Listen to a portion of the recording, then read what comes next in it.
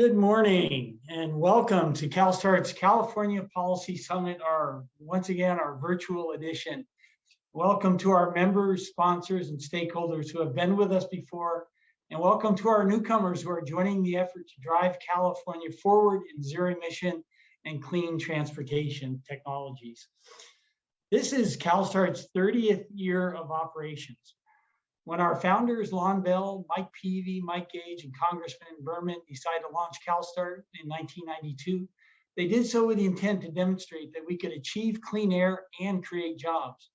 30 years later, despite enormous growth in terms of people and vehicles, the air in California is much cleaner, though not as clean as it needs to be.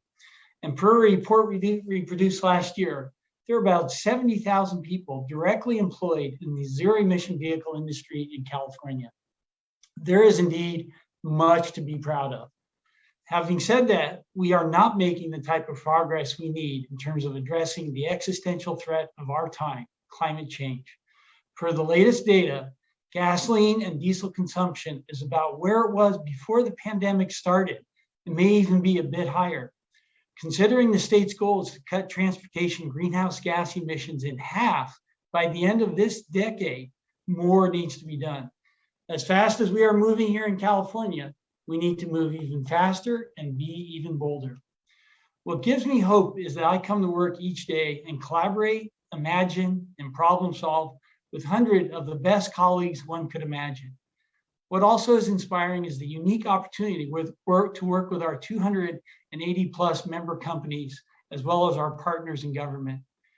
The innovations, creativity, drive, and ambition of our member companies is truly inspiring.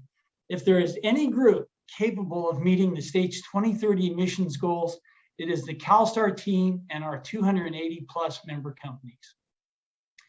Over the years, due to some great work on the part of my colleagues, we are incredibly fortunate to have gained the trust of the California Air Resources Board and the Energy Commission to manage major programs on behalf of the state of California. These programs include ones most of you know, such as HVIP and the Clean Off-Road Equipment Core programs, as well as the newer Energize, which provides infrastructure funding for zero-emission commercial vehicles, and the soon-to-be-launched Communities in Charge, which will provide funding for light-duty vehicle EV infrastructure. We're also co-managing the nation's leading program to provide zero-emission mobility for low-income communities, the Clean Mobility Options Program. We are very honored by this faith the state has placed in us and do our best each day to maximize the potential. All of those programs started as active and were results of rigorous policy work. Many years ago, it was CalStart's experts providing technical advice that has evolved into a more robust advocacy program that complements our advisory roles today. We engage with legislators and the governor's office regularly and bring together the support of our members through our policy action groups.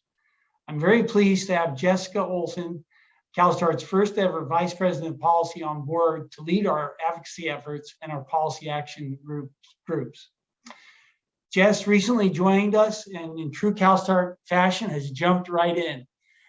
She came to us from Honeywell International, a Fortune 100 company, where she was the Director of Environmental Policy and has had great success in organizing industry and advocates for good causes, such as a major effort on a global basis to phase out hydrofluorocarbons. If we were in person, she would be able to meet and greet all of you individually, but for today, she'll be joining us on screen. This is a bit of a different California Policy Summit than we've had in the past. Obviously, being virtual is not our preferred method, but also this is the first time we're gathering that we'll be using the words such as budget surplus, tremendous investment, and my favorite, $10 billion.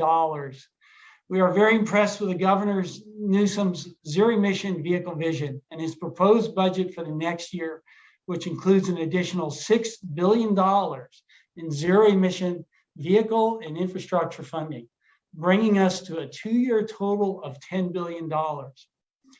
I'm also encouraged that we now have a strong partner in the federal government.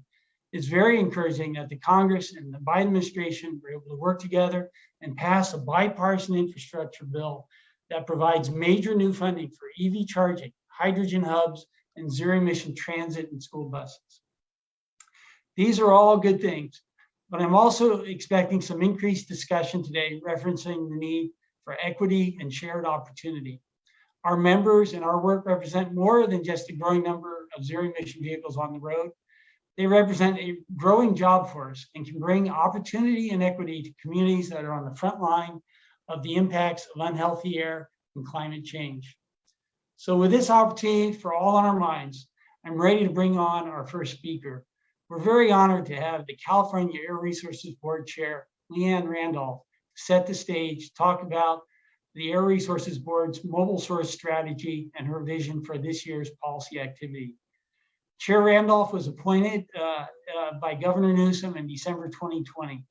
Starting in 2015, Randolph served 6 years as commissioner at the California Public Utilities Commission and managed numerous decisions on energy efficiency and integrated energy resource planning and regulation on transportation network companies, as well as spearheading significant commission policy reforms.